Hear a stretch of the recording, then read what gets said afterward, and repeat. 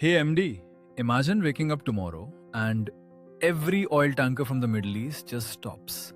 No more Saudi crude, no more UAE exports. Sounds like a nightmare, right? Well, let's see what would actually happen to our world. Here's the thing, MD. The Middle East produces about 28 million barrels of oil every single day. That's roughly 1/3 of the world's entire supply. Countries like China, India, Japan, and even parts of Europe depend heavily on this oil to keep their economies running smoothly. So what happens immediately?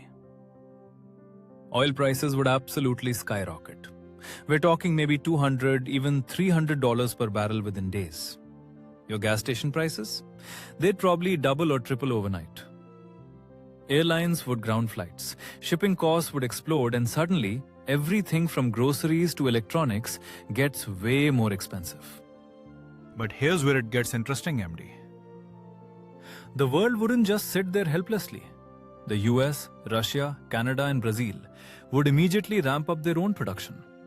America's Strategic Petroleum Reserve, that's 700 million barrels stored for emergencies, would start releasing oil to stabilize markets. Plus, countries would fast-track renewable energy projects like never before. Now let's be real. The transition wouldn't be smooth. Developing countries would suffer the most because they can't afford these crazy high prices.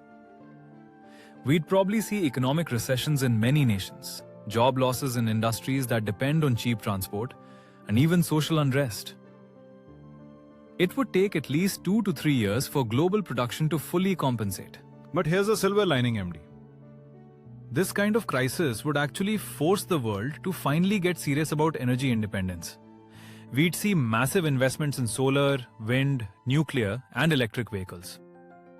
Sometimes, it takes a shock to push humanity toward real change. So MD, agar Middle East oil stopped tomorrow, We'd face immediate chaos with skyrocketing prices and economic pain.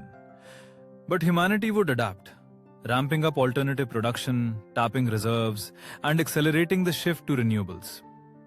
It'd be rough, but we'd survive, and maybe even come out stronger. Great job following along, MD.